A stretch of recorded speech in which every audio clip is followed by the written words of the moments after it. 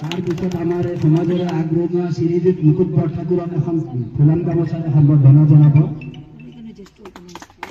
আমাক সীমামূৰীয়া অঞ্চল হিচাপে আমাৰ অঞ্চলটো উন্নত লাগে, উন্নতি হ'ব লাগে, সেইটোৱে আমি বিচাৰোঁ। গোটেই ৰাইজ আপোনালোকে সজাগ হওক। এইবাৰ আপোনালোকৰ ভাগ্যবোৰ উদয় হৈছে, যিহেতু আপোনালোকে ঘৰৰে ল'ৰা এজন বিধানসভাৰ দাবীদাৰ, টিকেট দাবীদাৰ মানে নিশ্চিত। গতিকে মই বেছি ক'বলৈ নিবিচাৰোঁ। আপোনালোকে নিজৰ ঘৰৰ ল'ৰাটোক বিধানসভাৰ মজিয়ালৈ পঠাওক। চলিছো, গতিকে তেখেতৰ সুখ দুখৰ কথাখিনি আমি আপোনালোকে সকলোকে ঘৰত চিঞৰি চিঞৰি ক'ব পাৰিব, যে হাতত ধৰি টানি আনিব পাৰিব যে আমাৰ এনেকুৱা এনেকুৱা হৈছে। দেখোন আপোনালোকক কৈছিল। সেইকাৰণে আপোনালোকে এবাৰ ফোন ল'ব লাগিব। যিকোনো প্ৰকাৰে মই য'তেই গৈছো উলিয়াই গলিয়ে গোটেই ৰাইজখিনি আমাক চিঞৰি চিঞৰি কৈছে, এইবাৰ আমাক জয়ন্ত দাসক লাগে, আমাক জয়ন্ত দাসক লাগে। গতিকে এইটো সংকল্প ল'ব আপোনালোকে নিজে সংকল্প এটা ল'ব আৰু ঘৰলৈকে গৈ ৰাস্তা ঘাটে তেখেতক লৈ আগবাঢ়ি যাওক আৰু তেখেতক পঠিয়াই দিয়ক, এটা বাৰ্তা দিয়ক। এইখিনি কৈ মই আপোনালোকৰ পৰা বিদায় মাগিছোঁ। লক্ষ্মীমন্দিৰ ঘৰলৈ মই কৈছো, মই জয়ন্ত দাসক। কাৰণ কিয় কৈছো জানে? কাৰণ মোৰ কামৰ ওপৰত নহয়। মই জানো যে এজন দক্ষ ব্যক্তি মুখ্যমন্ত্ৰী হৈ আছে, তেওঁ দি আছে, মাত্ৰ লৈ আনিব লাগে। তেওঁ দি আছে, মাত্ৰ আনিব লাগে। কিন্তু মই যদি মঙলবাৰ নাযাওঁ, বুধবাৰে নকৰোঁ, বৃহস্পতিবাৰে নাখাওঁ, মই মোতকৈ বয়সত বহুত সৰু, ইমান সৰু ল'ৰাক মই ছাৰ মাতিম নে? আৰে তেতিয়াহ'লে তুমি নিজে বাদ দিয়া, হয়নে নকওক দাদা? হয়নে নহয়? মই আৰু তেওঁ ঘৰে ৰাইজৰ কাম লৈ মই এপ্লিকেশ্যন লৈ চিফ মিনিষ্টাৰৰ মই হেৰিত ভিজিটিং ৰুমত বহি থাকিম নে ঘণ্টাই ঘণ্টাই?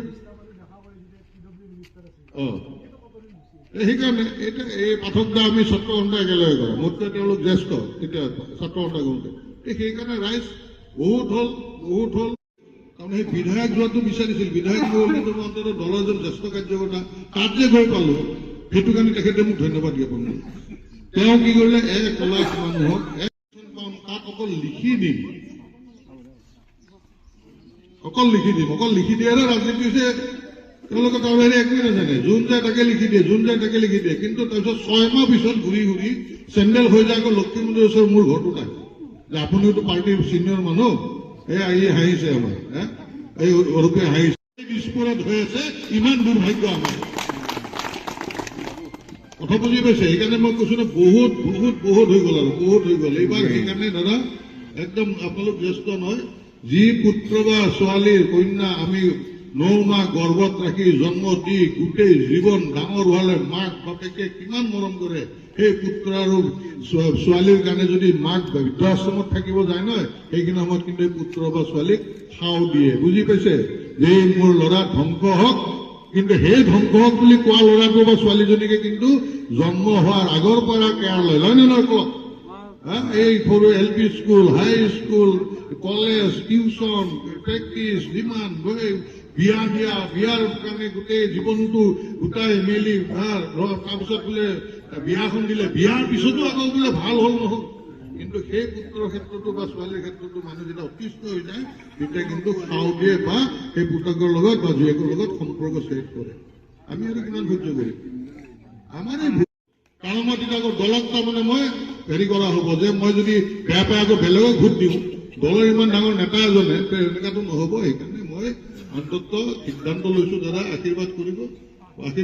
কাৰণ এটা কথা মই এইটোও কথা দিওঁ আপোনালোকক, মই আকৌ আদৰ্শক লৈ খামোচ মাৰি থকা। আপুনি চাই আছে অসমীয়া দৃষ্টি। এতিয়া আমাৰ লগত আছে জয়ন্ত কুমাৰ দাস ডাঙৰীয়া, most visionary person, popular person. মই দিছপুৰ সোমোৱাৰ লগতে ৰাইজৰ পৰা যেতিয়া মতামত লৈছিলোঁ, সকলো মুখতে জয়ন্ত কুমাৰ দাস ডাঙৰীয়া পাব লাগে এবাৰ টিকেট, তেওঁৰে নাম শুনিছোঁ। তো যিহেতু তেওঁ অলৰেডি কাম কৰি আহিছে বিজেপি তৰফৰ পৰা, তেওঁ ভাইচ প্ৰেচিডেণ্ট আছিল বিজেপি ষ্টেট আৰু চেয়াৰমেন SC চাইড। তো আহক জানিবলৈ চেষ্টা কৰোঁ কি ইলেকশ্যন এবাৰ কেনেকুৱা চলিব, যুঁজ এটা হ'ব, মাল্টিপল কেণ্ডিডেটছ, বাট যিহেতু সকলো ৰাইজৰ মুখত তেওঁৰ নাম শুনিছোঁ, আহক তেওঁৰ পৰা জানিবলৈ। ধন্যবাদ। এইবাৰ আগন্তুক নিৰ্বাচনত আপুনি মাল্টিপল কেণ্ডিডেট দেখিছে, কিন্তু এই কেণ্ডিডেট যিমান দেখিছে যোৱা 5 বছৰত তেওঁলোকৰ কোনো এই ইয়াতে ৰাইজৰ মাজত কোনেও দেখা নাই। আপুনি ৰাইজ আছেই লাগে সোধক, আপোনাৰ সন্মুখত এতিয়া ৰাইজে আছে, এয়া মোৰ কোনো দলীয় সতীৰ্থ নহয়। আৰু তেওঁলোকৰ এই ইলেকশ্যন আহিছে যে সেইকাৰণে বেনাৰ পোষ্টাৰ ভৰি আছে আৰু কিন্তু ৰাইজৰ মাজে মাজে ক'তো যোৱা নাই আৰু তেওঁলোকে চামহাও মিডিয়াটো মেনেজ কৰিছে। আৰু বেছিভাগ মই সুধিছো লোকেল মানুহক, ইয়াত যিমান মানুহ আছে আপোনাৰ বিষয়ে, আপোনাৰ যেনেকুৱা ছবি, আৰু বেছিভাগ মানুহে কৈছে কি জয়ন্ত কুমাৰ দাস ডাঙৰীয়া ভিজনেৰী পাৰ্চন, তেওঁৰ ভিজনটো বহুত ক্লিয়াৰ, ৰোড মেপ আছে মানুহজনৰ, এবাৰ চান্স তেওঁক দিব লাগে। তাৰ বাহিৰে দেখিছো অমিত শ্বাহ ডাঙৰীয়া, দিলীপ শইকীয়া ডাঙৰীয়া বৈঠক হৈ আছে, বেকএণ্ডত কথা চলি আছে। চ' কেনেকুৱা ধৰণৰ ভিতৰত কেনেকুৱা চলিছে, আপুনি কি ভাবে? 100% আশাবাদী, 100%। মই ইয়াত মই কোনো ডাউট ৰখাই নাই, কাৰণ মই কেতিয়াবাই প্ৰাৰ্থিত্ব পাব লাগে, কাৰণ 2006 চনত বৰ্তমানৰ মাননীয় মুখ্যমন্ত্ৰীৰ বিৰুদ্ধে মোক ভাৰতীয় জনতা পাৰ্টীয়ে জালুকবাৰীত খেলিব দিছিল। তেওঁৰ বিৰুদ্ধে খেলিবলগীয়া বাছি গোটেই অসমত বিজেপিৰ ভিতৰত মোক বাছনি ওলাইছিল প্ৰমোদ মহাজন ডাঙৰীয়াই, মানে কিমান শক্তিশালী বুলি মোক তেতিয়া স্বীকৃতি দিছে। তাৰ পিছত যোৱা 6ৰ পিছত যোৱা 10 বছৰে মই বঞ্চিত হৈ আছো। যোৱাবাৰ যেতিয়া মই প্ৰাৰ্থিত্ব পাবৰ পৰা বঞ্চিত হৈছো, তেতিয়া মাননীয় মুখ্যমন্ত্ৰী মহোদয় স্পষ্ট হৈছে যে যিগৰাকীক দিয়া হ'ল অকল বয়সৰ ফালৰ পৰাহে দিয়া হ'ল। জয়ন্ত দাসৰ সময় আছে আৰু জয়ন্ত দাসৰ নিশ্চিতভাৱে যোগ্য প্ৰাৰ্থী। মুখ্যমন্ত্ৰী মহোদয়ে নিজে কৈছে, সভাপতি মহোদয় মোৰ যুৱ মৰ্চাৰ সতীৰ্থ। তাৰপিছত মাননীয় প্ৰাক্তন মুখ্যমন্ত্ৰী মহোদয়ে মোক কৈছে যে তুমি কেতিয়াবাই পাব লাগে, তুমি ডিজাৰ্ভ কৰা, লাগি থকা। তাৰপিছত আৰু সাংসদ মহোদয়া তেখেতেও কৈছে যে জয়ন্ত দা আপুনি পাব লাগে। তাৰপিছত আৰু নোপোৱাৰ কথা ক'ত আছে। আৰু সেইকাৰণে মই একদম আশাবাদী আৰু ৰাইজৰ মাজত ঘূৰি আছো। মই যাতে কালি বিধায়ক হোৱাৰ পিছত ৰাইজে মোৰ ওচৰত আবেদন লৈ আহিব, তাৰপিছতহে মই সুধিম ক'ৰ পৰা আহিছে, কোন জেগাত কি ৰাস্তা, সেইটো মোৰ পিছলৈ নাৰাখো তাৰমানে। আৰু বেছিভাগ দেখিছো কি ডেম'গ্ৰাফিক এৰিয়াৰ ইয়াৰ যি সমস্যা আমি কম্পেয়াৰ কৰিব নোৱাৰো আনটো ডিষ্ট্ৰিক্টৰ লগত বা আনটো সমষ্টিৰ লগত, যিহেতু বৰ্ডাৰ লাইনত আপুনি অৱগত যে কি প্ৰব্লেম চলি আছে। চ' আপুনি প্ৰতিশ্ৰুতি দিলে কি আপুনি টিকেট পোৱাৰ পিছত আৰু জিকি অহাৰ পিছত প্ৰথম ফেজতে আপুনি মাটিৰ পাত্তা দিব। তাৰ বাহিৰে যে ৰোড বাহিনী আৰু যে এটা যুঁজ চলি থাকে আনটো চাইডৰ পৰা LOC আৰু এইটো চাইডলৈকে, কি ক'ব বিচাৰে? নাই নাই, চাওক, প্ৰথমটো মাটিৰ পট্টা প্ৰত্যেকটো অঞ্চলৰ বেলেগ বেলেগ। ইয়াৰে মাটিৰ পট্টাটো আমাৰ অসমৰ কাৰণে অতি প্ৰয়োজন, অসমৰ কাৰণে কৈছো দেই। ইয়াৰে যিটো বৰ্ডাৰ লাইন বেছি ডিছপুট। কিন্তু এতিয়া মই কওঁ কিছুমান জেগা আছে যেনেকে বশিষ্ঠ আৰু গেম ভিলেজৰ মাজৰ পাহাৰ, তাত তাৰমানে ডিছপুট হৈ আছে বেলেগৰ লগত নহয়, এয়া ইণ্টাৰ ষ্টেট ডিছপুট। তাত আকৌ ডিছপুট হৈ আছে ৰেভিনিউ আৰু ফৰেষ্ট ডিপাৰ্টমেণ্ট। ঠিক জনশিমলু পাঞ্জাবাৰী পাহাৰতো ছেম কণ্ডিশ্যন, মানে ফৰেষ্ট ডিপাৰ্টমেণ্ট আৰু ৰেভিনিউৰ মাজত। ৰেভিনিউৱে কয় এইখিনি ৰেভিনিউ ভিলেজ হয়, ফৰেষ্টে আহি পিছত কয় যে এইখিনি ফৰেষ্টৰ মাটি। সেই ডিছপুটটোত তাৰমানে আমাৰ সৰ্বসাধাৰণ ৰাইজ মৰি আছে। আৰু এজন বিধায়কৰ কাৰণে মানে একদম বাওঁহাতৰ খেল যে দুটা ডিপাৰ্টমেণ্টক বহাই লৈ আলোচনা কৰি এটা মানে জইণ্ট ছাৰ্ভে কৰি গোটেই বস্তুটো ক্লিয়াৰ কৰিব পাৰে যে তোমাৰ ফৰেষ্ট লেণ্ড এইখিনিতে, তাত পিলাৰ মাৰিলা, এইখিনি ৰেভিনিউ। তাৰপিছত ফৰেষ্টৰ যিখিনি মাটিত মানুহ আছে তেওঁলোকক ক'ব লাগে যে এইখিনি কেতিয়াও তোমালোকৰ পট্টা নহয়, যিমান বছৰ নবয় এয়া ফৰেষ্টে ৰেভিনিউখিনি পট্টাৰ হৈ আগুৱাব লাগে। এতিয়া এনেকুৱা অঞ্চল আছে যে ফৰেষ্টে পোষ্ট মাৰি থোৱাৰ কাৰণে তাত মাজেদি ৰাস্তা নাযায়। এতিয়া ৰাস্তাটো নোযোৱাৰ কাৰণে আজি মানুহে অৱস্থাত বেয়া। কিছুমান কাম এনেকুৱা নহয় যে বিৰাট বৃহৎ প্ৰত্যাহ্বান, বহুত ডাঙৰ চেলেঞ্জ, কিন্তু সেই সৰু চেলেঞ্জ এটাৰ কাৰণে কিন্তু আমাৰ নাই বুলি ক'লে হাজাৰ হাজাৰ পৰিয়ালৰ অৱস্থা তথৈবচ হৈছে, হাজাৰ হাজাৰ পৰিয়াল বঞ্চিত হৈ আছে। আৰু সেইকাৰণে মই কৈছো যে 1 বছৰৰ ভিতৰত মই পৰিৱেশ নিৰ্মাণ কৰিম, কাৰণ এইবিলাক চৰকাৰী কাম কৰোঁতে সময় লাগিব। মই 124x7 মোৰ 24 ঘণ্টা 7 দিনে মই এনেকুৱা কাম চলিব। কোনো মোৰ যিখিনি সময়ত মই এতিয়াও মই যেনেকৈ ৰেষ্ট ল'বলগীয়াখিনিৰ বাহিৰে কাম কৰোঁ, মোৰ সেনেকৈ কাম চলিব। আৰু মই মোৰ পৰিৱেশ নিৰ্মাণ মানে প্ৰত্যেকটো এৰিয়াত বেলেগ। ইয়াৰে মই এই অঞ্চলৰ কাৰণে মই প্ৰথম দিনাখনে মাননীয় মুখ্যমন্ত্ৰী মহোদয়ক মই লিখিতভাৱে জনাম যে এইখিনি প্ৰথম যিটো কেবিনেট হ'ব তাত এই বিষয়টো উত্থাপন হ'ব লাগে। ইয়াৰে কথাটো বেলেগ হ'ল, কিন্তু এই যিটো মই ক'লো যে ফৰেষ্ট আৰু ডিপাৰ্টমেণ্টৰ ডিছপুট আছে তাৰ কথাটো আকৌ বেলেগ নহয়। মই একেলগে যেতিয়া মই ইন জেনেৰেল কথা কৈ দিলেতো নহ'ব, অঞ্চল বিশেষে বেলেগ বেলেগ। আৰু সেইকাৰণে তাতে মই কি কৰিম যে প্ৰথমেই মই এই কামটো কৰিম, প্ৰথম মাহতে যে যিটো ডিছপুটটো মানে ছেটেল কৰাৰ কাৰণে। আৰু সেইকাৰণে মই কৈছোঁ যে পৰিৱেশ নিৰ্মাণ কৰা। আৰু আমাৰ ইয়াতে কৃত্ৰিম বানপানীত তাৰমানে বহুত সমস্যা, খোৱাপানীৰ সমস্যা আছে, সেইটো বাৰু জায়গাৰ কাম চলি আছে, আমি তৎপৰতাৰে কানেকশ্যনবিলাক দিলেই হ'ল। আৰু এটা ভাল লাগিলে কি প্ৰতিটো MLA মই চাই আছো বক্তব্য বাৰ আপোনাৰ ইউনিক আপুনি কথা কোৱা, ৰাইজৰ লগত কানেক্ট কৰে। তাৰ বাহিৰে আপুনি মানুহক কৈছে কি ছবি পদুম চিন নহয়, কেণ্ডিডেটো চাব লাগিব। কেণ্ডিডেট ভিজনেৰী আৰু মানুহৰ লগত লাগি থাকিলে তেতিয়াহে ৰাইজৰ কামটো আগুৱাই যাব ভৱিষ্যলৈ। চ' আপুনি কি ক'ব? মই চাওক এটা কথা, মই মাটিৰ পট্টাৰ কাৰণেও লাগিম, মানুহে মাটিৰ পট্টা পাবই লাগিব, সেইটো নাই। প্ৰথম কথা হ'ল ইয়াতে স্থান ভেদে ভেদে সমস্যা বেলেগ। এতিয়া ইয়াৰে যিখিনি সমস্যা মাটিৰ পট্টা, এই ৰুক্মিণীগাঁও, ৰুক্মিণীনগৰ, ৱাৰলেছ, হাতীগাঁও, নৰকাসুৰৰ তলৰ পৰ্চনটো তেওঁলোকৰ কাৰণে প্ৰধান সমস্যা হ'ল কৃত্ৰিম বানপানী। এতিয়া তেওঁলোকে বেলেগ একো নেদেখে, যেতিয়া বানপানী হয় সেই যে তেওঁলোকে 3 দিন 4 দিন মানে এই লেতেৰা কলা পানী দুৰ্গন্ধ পানীত আবদ্ধ হয়, তেওঁলোকৰ কাৰণে পৃথিৱীত আৰু তাতকৈ আৰু বেলেগ কোনো কষ্ট নাই। সেইকাৰণে মই এতিয়া তেওঁলোকৰ কাৰণে প্ৰত্যেকটো অঞ্চলৰ বেলেগ বেলেগ।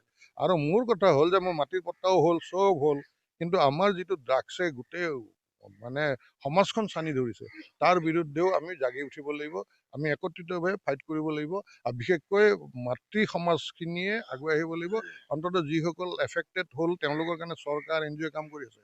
আনহাতে উঠি অহা প্ৰজন্ম যাতে কেতিয়াও এফেক্টেড নহয়, আমি যদি অলপ এৱাৰনেছটো আমি আনি লওঁ, আমি যদি কথাখিনি জানি লওঁ, তাৰ কাৰণে মই বিভিন্ন সভা সমিতি কৰি আছোঁ, বিশেষকৈ মহিলাসকললৈ। আৰু আপোনাক এই চেগতে কওঁ, এটা আপোনাৰ কাৰণে ইনফৰমেশ্যন হয় যে গোটেই গ্ৰেটাৰ গুৱাহাটীত আজিৰ পৰা 40 বছৰ আগত আটাইতকৈ ড্ৰাগছ এফেক্টেড এৰিয়া আছিল, ষ্টাৰ্টিং পইণ্ট আছিল মণিপুৰী বস্তি। আৰু সেই মণিপুৰী বস্তিৰ যিসকল সেই সময়ৰ গাভৰু সৰু বোৱাৰী আছিল, যেতিয়া তেওঁলোকে দেখিলে তেওঁলোকৰ প্ৰত্যেক ঘৰৰ মানুহে ড্ৰাগছ এফেক্ট হৈছে, তাৰপিছত তেওঁলোকে একগোট হৈ ওলাই আহিল। তাৰে সভাপতি যিসকল সভানেত্ৰী, তেওঁৰ বৰ্তমান বয়স 85 ইয়াৰ্ছ।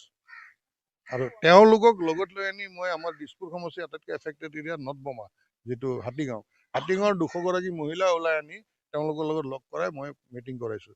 আৰু মই MLA হোৱাৰ লগে লগে প্ৰত্যেক সৰু সৰু অঞ্চলবিলাকৰ প্ৰত্যেক ঘৰ মহিলাক ওলাই আনি, যাতে আমি আমাৰ ঘৰত ড্ৰাগছটো নোসোমোৱাকৈ আমি মহিলা এগৰাকীয়ে পাৰোঁ। মানে যিটো সন্দেহ আমি যদি আনো যে এইকেইটা চিমটম, এই চিমটমকেইটাৰ কাৰণে মোৰ ল'ৰাটো ড্ৰাগছ ল'লে নেকি, এই সন্দেহটো নাহে। তাৰমানে নাজানো নহয়, মহিলাসকলে বা আমাৰ পুৰুষসকলেও নাজানে ড্ৰাগছ কি, কেনেকৈ ল'লে, তাৰ চিমটম কি, তাৰ কেনেকুৱা ধৰণৰ হেৰি হয়। আমি যদি আইচলেটেড হৈ আছে নতুনকৈ ল'ৰাটো বা ছোৱালীজনী, সন্দেহ কৰোঁ। আজি যদি বোলে নাকেদি অলপ পানী ওলাই আছে, যদি সন্দেহ কৰোঁ। ছালৰ বোলে প্ৰব্লেম হৈছে, সন্দেহ কৰোঁ।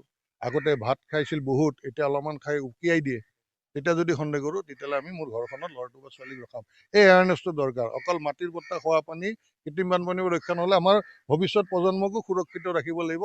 আৰু সেইকাৰণে মোৰ ড্ৰাগছমুক্ত দিছপুৰ, ড্ৰাগছমুক্ত অসম, তাৰে পোষ্টাৰ বেনাৰ দেখিব আপুনি, সেউজ দিছপুৰ, সেউজ পাৰি।